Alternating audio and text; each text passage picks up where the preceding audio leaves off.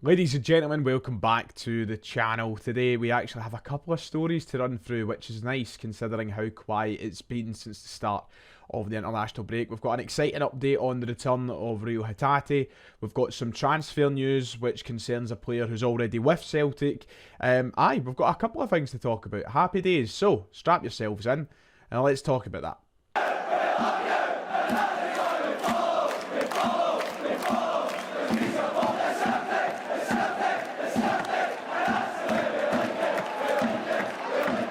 If you haven't already, please make sure to hit like and subscribe. It'd be much appreciated, trying to get as close to 50,000 subs this year as we possibly can. Plus, your support through this international break would be fantastic. Very much appreciated. So drop down below, hit those buttons. It's absolutely free. And let's get into the news, shall we? So then, shall we start with talking about Rio Hatti? We mentioned his name in the intro to the video, and it's time to talk about his return to Celtic, which is imminent. These were some of the headlines that were plastered across social media and tabloids over the past couple of days. It's a little bit old, this story, so apologies, I'm covering it quite late, but I've not had the chance to discuss it yet, so why shouldn't I? Here was what the Daily Record put into their article a couple of nights ago, saying that Rio Hatti has stepped up his Celtic return for the title race, playing 45 minutes in a bounce game. He hasn't featured for Celtic since the winter break and suffering a double calf injury while away on Asian Cup duty with Japan. In his absence, the champions saw their lead at the top of the Premiership evaporate as Rangers overtook them, etc, etc. We don't need to revisit the later details of that article, but we have been missing Rio Hatti since the winter break. He came back, played that one game in January time, and ever since he's not kicked the ball for Celtic after suffering that big injury. He has finally returned to playing football. He played 45 minutes in a behind closed door bounce game a couple of days ago, and looks like he's ready to return to action very, very soon. It basically guarantees that he should be here and fit for that derby match on April 7th, which is the important one. Of course, when we return from this international break, we've got Livingston on the 31st, Easter Sunday, and then the weekend following that, it's one of the biggest derbies in recent memory, if not the biggest derby in recent memory, maybe the biggest derby since Rangers have returned to the top flight. We need players like Rio Hatti back in the side, so seeing him play 45 minutes in a bounce game is certainly encouraging news, but there's definitely steps to go through here, and I don't think it means that everything is a-okay, ready to go. He's going to be starting against Livingston the Sunday we return. We've seen this coming for a few days now. Of course, on the channel we covered his return to Lennoxtown and full team training earlier this week, and last weekend there was photos released on the Celtic social media channels of him back in training. Lovely to see. He's played that 45 minutes against St Mirren in a bounce game as well, but we have not got the ideal game to bring him back after suffering an injury which could be affected by that horrible plastic surface should Rio Hatti be risked against Livingston on the 31st of March. I am not so certain about that. I'm not going to jump in and say that he should. If we could maybe bring him on for 10 or 20 minutes just to evaluate where he is and get some minutes in his legs, that would be ideal. But just the thought of him coming down hard and aggravating any of these past injuries that he's suffered over the past year or so, that's a nightmare scenario for me. But that's the hard part, isn't it? Because if you want him to start against Rangers, ideally, you get minutes in his legs. So how do you go about it? It's such a horrible wee scenario that we find ourselves in, and phasing Rio Hatti back into this team.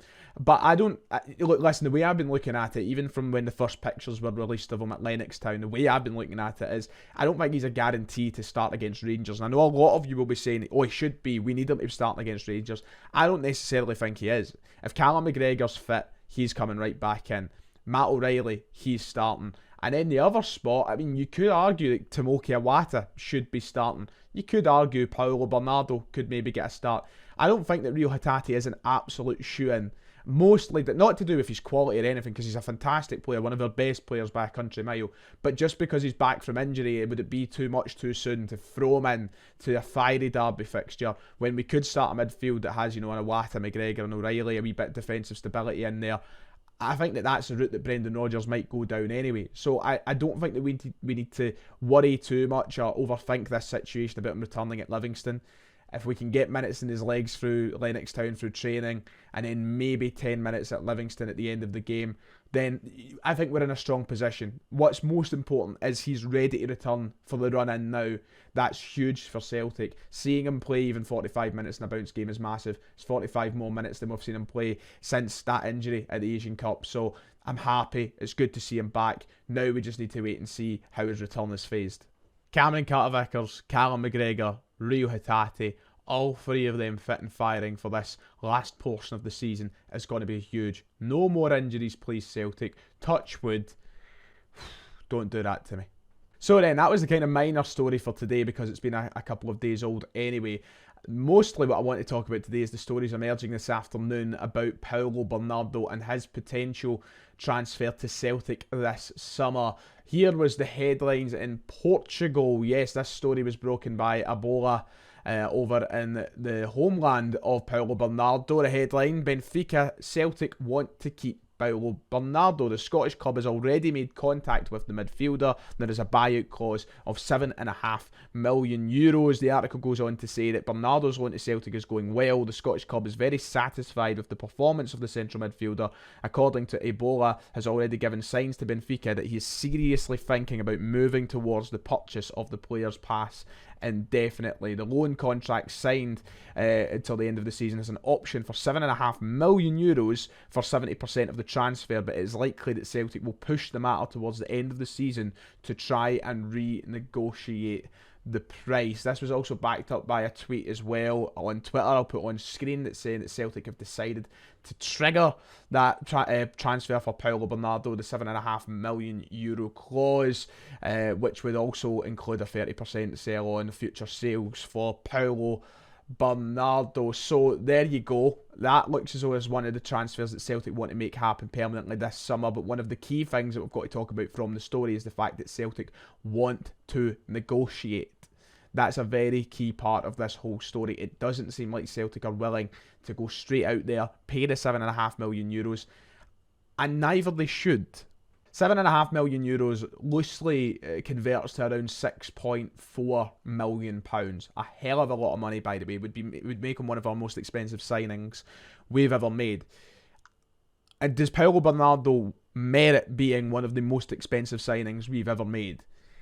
No, I don't think so. I like Paulo Bernardo. In fact, if you've been watching the channel all year, you'll know that I've been full of praise for Paulo Bernardo at times. I was patient, waiting for him to get his chances. I really wanted him to get his chances, and I had faith that he'd come through good. And he did. He had that really nice patch of form when things started getting light in the midfield for Celtic. I thought he was one of our better Champions League performers when we were in Europe as well.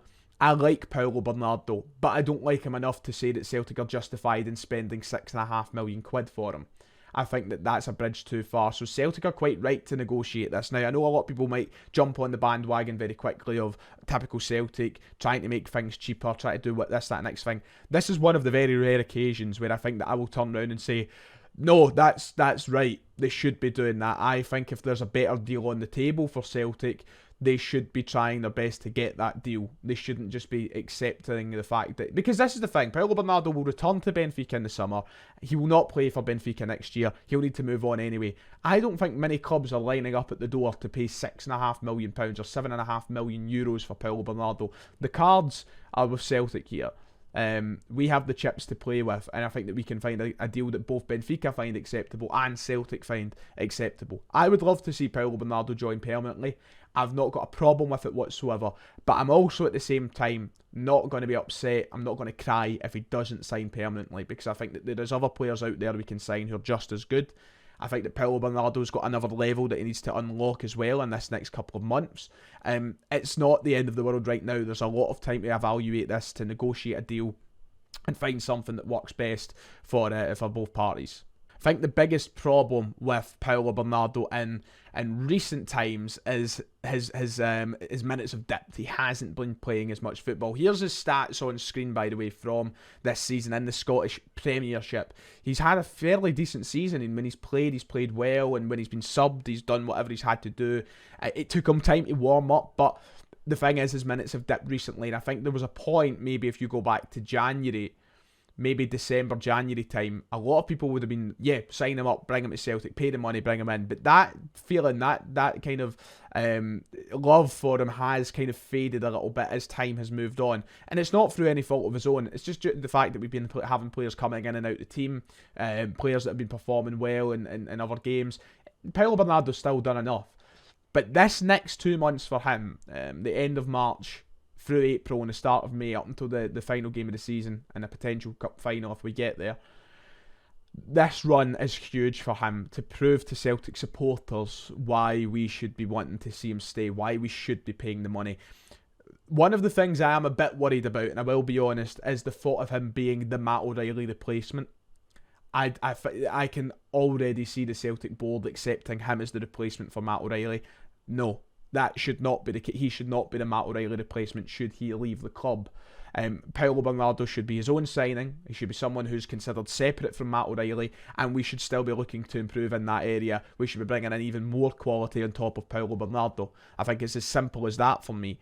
But I have a fear that the Celtic board will consider him the Matt O'Reilly replacement, and then we'll see a midfield three next year of, maybe Awata, McGregor, and Bernardo. It's simply not good enough, and that's just me being honest. So anyway, I think that the board need to be cautious of that. I think that the supporters should let that be known as well. I honestly love the thought of Bernardo signing permanently, but it has to be for the right fee. It can't be the O'Reilly replacement. There are definitely things that come into consideration when making this a permanent transfer. There was also a story that was floating around today considering Matt O'Reilly and his potential exit from Celtic this past January and how it hasn't bothered them or affected them. You can check that out in certain places just because we were talking about him a moment ago. But yeah, let me know your thoughts on the Paulo Bernardo stuff. This is one that's probably going to develop over the next couple of months, and we'll probably see more updates on that towards the summer window. But I really hope that Celtic are doing their best to bring that fee down, and I also hope they're doing their due diligence when looking for other central midfielders to come in the summer, because it can't just be Paulo Bernardo and then relying heavily on him. I think he's a good player, a talented player, and if he gets consistent football, 90 minutes, week in, week out, he could be, who knows, maybe as good as Matt O'Reilly, but we can't take that gamble. We can't be that ill-prepared. We've seen where that's got us this season. We can't repeat those mistakes. Right then, that does it for today's video. If you've enjoyed, make sure to hit like and subscribe. Let me know your thoughts to the stories down below in the comments. It has been a slow international break, I know, I apologise for that. Not much I can do about it, but as I've said as well, if you've got any ideas for anything that you want to see, let me know in the comments. But that's me for today. Thanks for listening, and I'll see you all next time.